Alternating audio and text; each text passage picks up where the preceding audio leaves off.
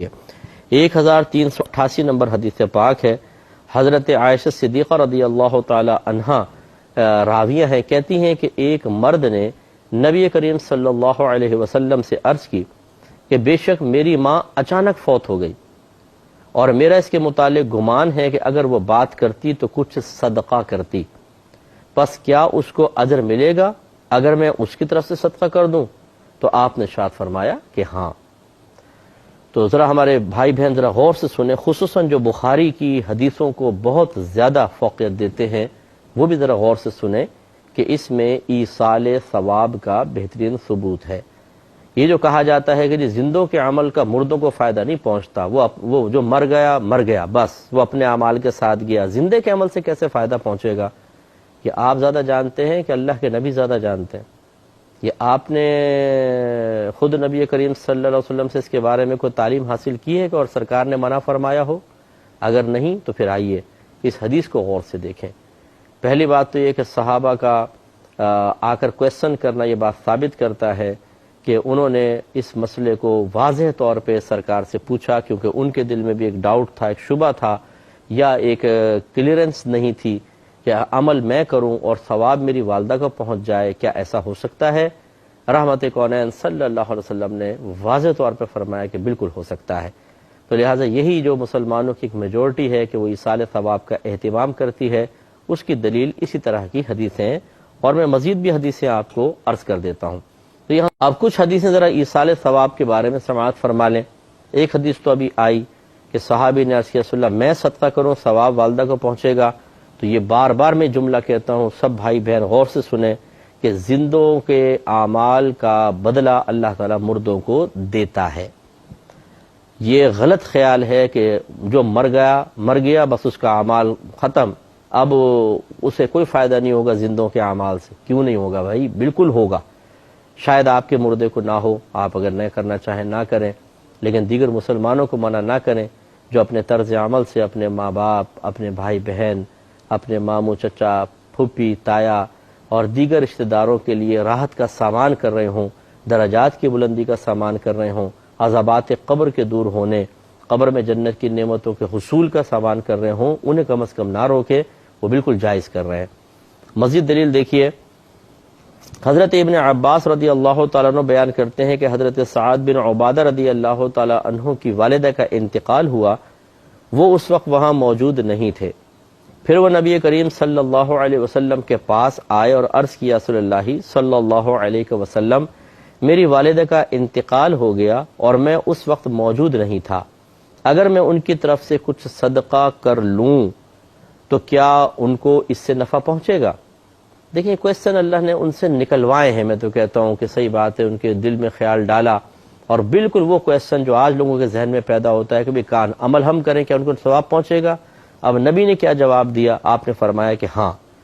انہوں نے کہا پس بے شک میں آپ کو گواہ بناتا ہوں کہ میرا مغراف نام کا کھجوروں کا باغ ان پر صدقہ ہے، یعنی وہ غریبوں کو دے دیں گے، اب غریب کھاتے رہیں گے اور جب تک کھاتے رہیں گے ثواب میری والدہ کو ملتا رہے گا۔ یہ ان کی نیت تھی، اور یہ صحیح بخاری کی روایت ہے، صحیح مسلم، سنن ابی داؤد، سنن نسائی، سنن ابن ماجہ۔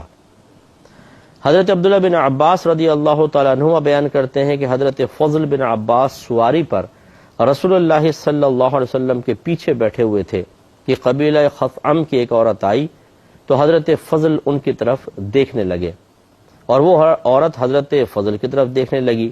نبی کریم صلی اللہ علیہ وسلم نے ان کے چہرے کو حضرت فضل کے دوسری طرف کیا۔ اس عورت نے کہا یا رسول اللہ، اللہ تبارک و تعالی نے اپنے بندوں پر حج کرنا فرض قرار دیا ہے اور میرے والد بہت بوڑھے ہیں، وہ سواری پر بیٹھ نہیں سکتے، کیا میں ان کی طرف سے حج کر لوں؟ تو آپ نے شاید فرمایا کہ ہاں، اور یہ حجۃ الوداع کا موقع تھا۔ یہ بھی مسلم کی روایت ہے۔ اب اس میں تو گویا کہ ان کے والد صاحب حیات تھے، لیکن کہنے کا مطلب یہ ہے کہ خود شریعت نے تصور دیا ہے کہ زندے ایک شخص کے عمل کا فائدہ دوسرے کو پہنچتا ہے۔ تیسرا، حضرت ابن عباس رضی اللہ تعالیٰ عنہ بیان کرتے ہیں کہ ایک عورت نبی کریم صلی اللہ علیہ وسلم کے پاس آئی اور اس نے عرض کی کہ میری ماں نے حج کرنے کی نظر مانی تھی، منت مان لی تھی، پھر وہ حج کرنے سے پہلے فوت ہو گئی، تو میں اس کی طرف سے حج کر لوں؟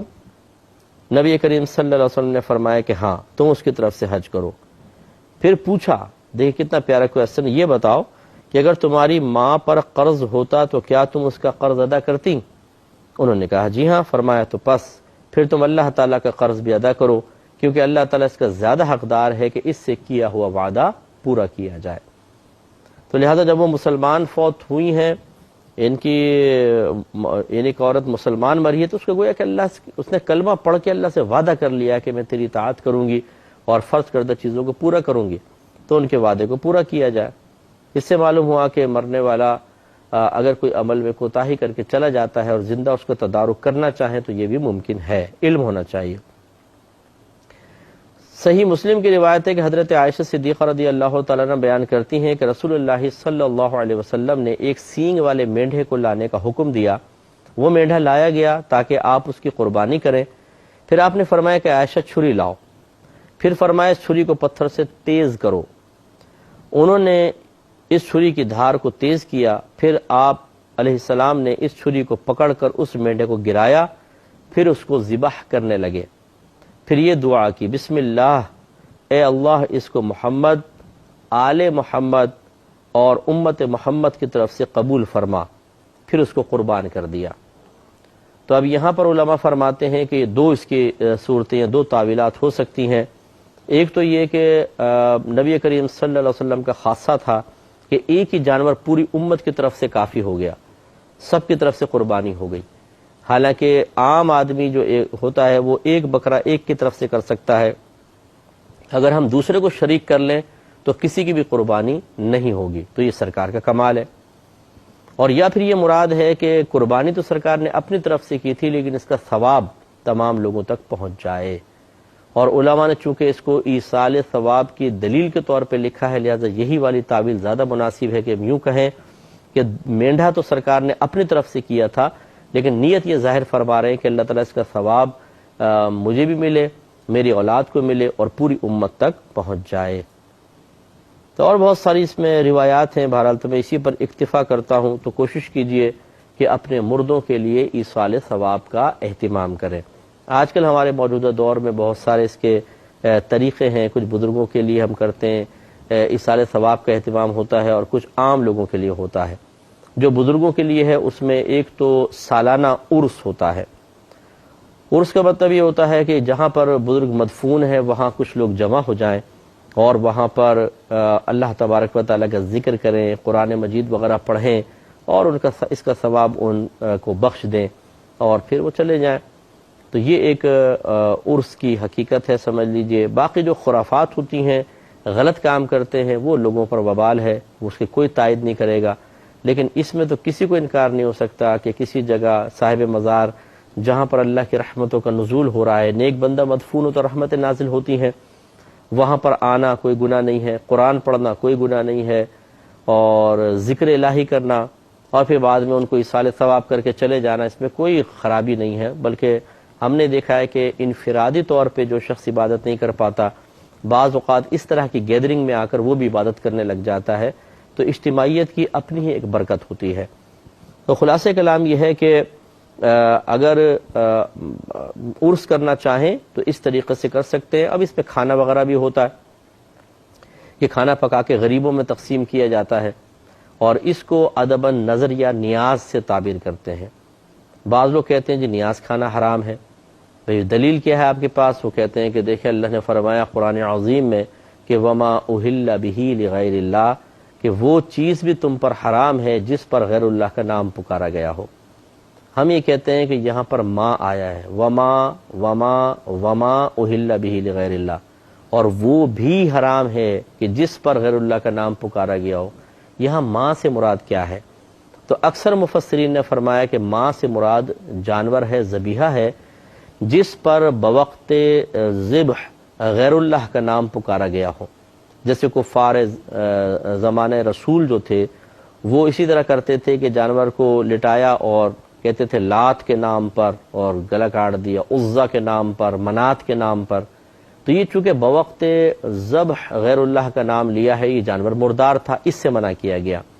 یہاں پہ صرف یہ مراد ہے، یہ نہیں کہ جس بھی چیز پر غیر اللہ کا نام لیا جائے وہ حرام ہو جائے۔ اب میں پوچھوں یہ کون سی کتاب ہے؟ آپ کہیں گے بخاری. اب دیکھیں اس کتاب پر غیر اللہ کا نام لیا، بخاری کو اللہ کا نام تو نہیں ہے، تو کیا یہ حرام ہو گئی؟ قربانی کا جانور کھڑا ہو، پوچھیں یہ کس کا ہے؟ کہا جی چودھری اکرم صاحب کا، تو اللہ کا نام تو نہ لیا، تو کیا یہ قربانی کا جانور حرام ہو گیا؟ یہ ایک غلط فہمی ہے. یاد رکھیں کہ جس کھانے کو بزرگوں کے لیے پکایا جاتا ہے وہ کہہ تو یہ دیتے ہیں، ان کی طرف منسوب کرتے ہیں، ورنہ حقیقتاً اس میں کیا ہے، اور ہونا بھی چاہیے کہ صرف کھانا اللہ کے لیے پکے، اللہ سے ہی ثواب کی امید ہو اور اللہ تعالیٰ کا قرب انسان چاہے، اور نیت یہ کر لے کہ جب لوگ کھائیں گے تو اس کا ثواب فلاں فلاں بزرگ کو بھی پہنچ جائے تو وہ پہنچے گا، اور اس میں کوئی ناجائز چیز نہیں ہے. اب اس میں حد سے بڑھتے ہوئے ایک جائز کھانے کو حرام یا ناجائز کہنا اور اس کی صحیح اپنے پاس سے منمانی تعویل کرنا، تشریح کرنا، یہ قطعاً غیر مناسب ہے. یہ صحیح نہیں بات ہے، ایسا نہیں کرنا چاہیے. اور اسی طریقے سے پھر ایک ہوتا ہے جسے نظر نیاز میں نے آپ کو بتائی دیا، اس میں کنڈوں کی نیاز بھی ہوتی ہے جو امام جعفر صادق رضی اللہ تعالی عنہ کی طرف منسوب ہے. اس میں ضروری نہیں ہے کہ مٹی کے کنڈوں میں بنایا جائے اور مخصوص قسم کا کھانا بنایا جائے، شریعت ان قیودات کو لازم نہیں کرتی ہے. آپ چاہے مٹی کے کنڈوں میں کھانا کھلائیں یا ویسے چینی کے پلیٹ استعمال کر لیں، اور ایک کمرے میں کھائیں چاہے دو کمروں میں کھائیں، کوئی مخصوص کھانا نہ بنائیں، کوئی منع نہیں ہے، بلکہ اس قسم کی زیادتیاں لگانا یہ غلط ہوتا ہے. اسی طریقے سے 11ویں شریف ہوتی ہے، یہ سیدنا شیخ عبد القادر جیلانی رضی اللہ تعالی عنہ کی طرف منسوب کی گئی ہے کہ ہر مہینے کی 11 تاریخ یا ربیع الثانی کی 11 تاریخ کو آپ کے ایصال ثواب کے لیے کھانا کھلایا جاتا ہے، اور اچھے قصد و ارادے کے ساتھ، تو اس میں بھی کوئی حرج نہیں ہے. اس پہ کلام کریں گے، مزید سلسلے کو آگے بڑھائیں گے نیکسٹ پروگرام میں. وآخر دعوانا ان الحمدللہ رب العالمین.